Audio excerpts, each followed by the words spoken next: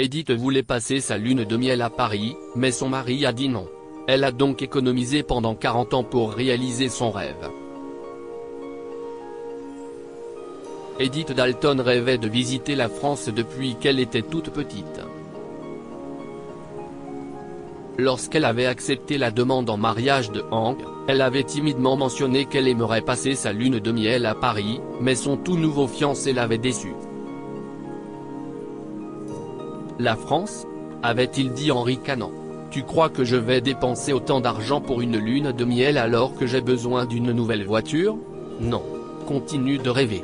Edith avait docilement continué à rêver, et maintenant, après 40 ans de mariage, ce rêve devenait enfin réalité. Pendant 40 ans, Edith a économisé chaque dollar qui lui tombait sous la main et s'est juré de voir la France même si c'était la dernière chose qu'elle faisait. Entre-temps, Edith a pris des cours de français et s'est imprégnée de tout ce qu'elle pouvait savoir sur l'art, la culture et la cuisine française. Edith a réussi à faire tout cela tout en élevant 3 enfants, en travaillant comme professeure remplaçante et en supportant Hank. Hank n'était pas le plus facile des hommes, mais il était honnête et travailleur, et à sa manière, il aimait Edith et leurs enfants. Alors qu'Edith rêvait de romantisme et d'aventure, les années ont passé, ses enfants ont grandi et elle a vieilli.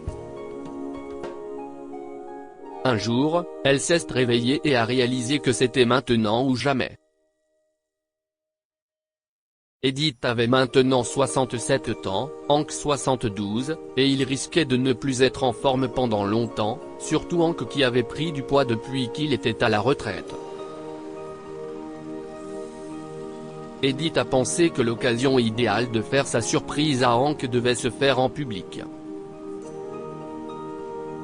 Elle a donc organisé une fête pour leur 40e anniversaire de mariage et y a invité tous leurs amis et parents. Au milieu de la fête, Edith a annoncé la nouvelle. Comme vous le savez tous, a-t-elle dit à bout de souffle, Hank et moi sommes amoureux depuis 40 ans, et je pense qu'il est temps de faire une deuxième lune de miel. Edith a souri radieusement à Hank et lui a tendu une grande enveloppe avec bon voyage imprimée en lettres dorées. Hank a ouvert l'enveloppe et est resté bouche bée. « Des billets pour Paris ?» a-t-il demandé en fronçant les sourcils. Edith était pratiquement en train de sauter de joie. « Je veux que tu passes le meilleur moment possible, Hank », s'est-elle écriée. Tout est arrangé et payé, et si est un voyage 5 étoiles. Nous partons dans une semaine. Devant leur famille et leurs amis, Hank ne pouvait pas se plaindre. Il a donc souri et remercié Edith, mais il était loin d'être ravi.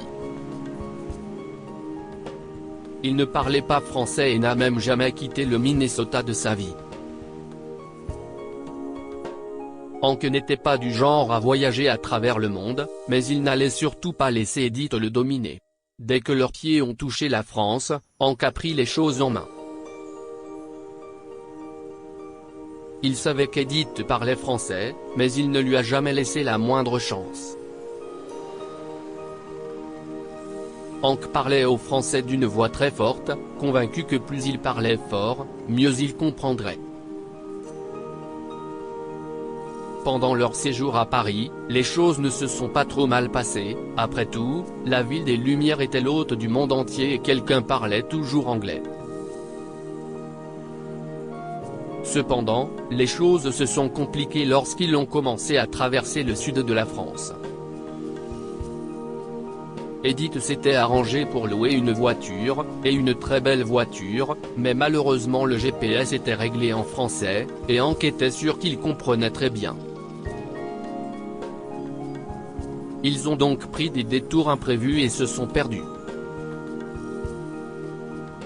Hank a refusé qu'Edith lui demande son chemin. « Je te le dis, Edith », a dit Hank de son air supérieur, « nous nous sommes très bien débrouillés sans ce jargon français. » Cet après-midi-là, ils arrivèrent enfin dans une belle ville près de Toulouse où Edith avait réservé une table dans l'un des meilleurs restaurants français étoilés au guide Michelin. Il était si célèbre que les gens devaient réserver des mois à l'avance, et Edith était impatiente de découvrir les créations culinaires justement célèbres du chef. Hank n'a pas été impressionné. Qu'est ce que ça a de plus qu'une grille, j'aimerais bien le savoir, a dit Hank en riant d'une voix si forte qu'Edith se sentit embarrassée. Hank, le chef est l'un des meilleurs, a dit Edith doucement. Le meilleur ?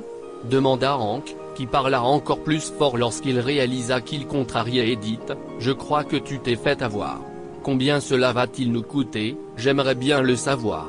Si est alors que le serveur est arrivé avec les menus et un petit plateau d'amuse-bouche.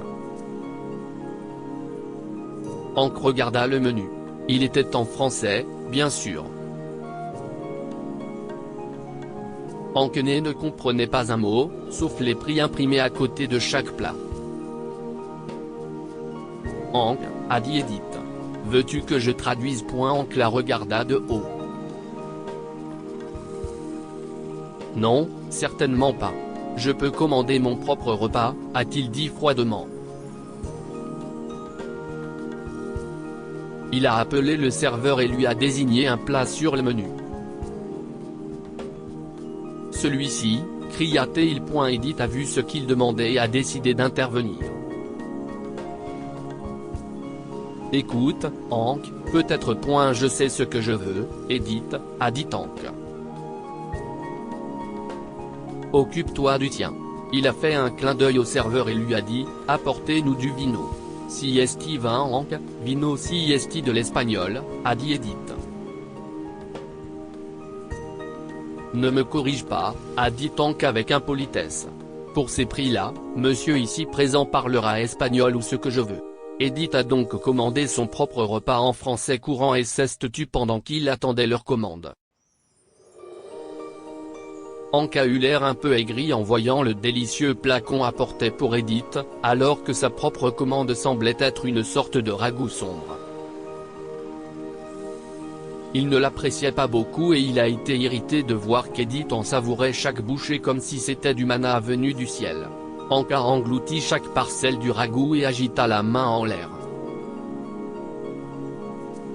Vous là, a-t-il crié à l'élégant serveur, apportez même plus. Hank, a murmuré Edith. Je ne pense pas que tu puisses en redemander. Regarde ces prix, s'est moqué Hank. Je peux demander des secondes plaquées Zora. Le serveur a pris un air perplexe, mais il est parti en cuisine et est revenu avec une deuxième part de ragoût. Hank mangea avec acharnement la deuxième assiette, se mordant les lèvres et absorbant la sauce avec un morceau de pain. Qu'est ce qu'il y a, Edith ? Je t'embarrasse ? demanda-t-il en souriant. Edith a souri. Pas du tout, mon cher, a-t-elle dit gentiment. Dès que Hank eut terminé, le serveur est revenu, accompagné d'un homme grassouillet portant une toque de cuisinier. L'homme a dit dans un anglais très accentué. « Monsieur, vous êtes le brave américain ? J'aimerais vous serrer la main. » Hank s'est levé en souriant et a serré la main du chef. Eh bien, bonjour. Si est très amical de votre part. Mais comment savez-vous que je suis courageux ? Le chef a souri et a expliqué, parce qu'aucun Américain n'a jamais mangé mon ragoût de testicules de chèvre et n'a redemandé.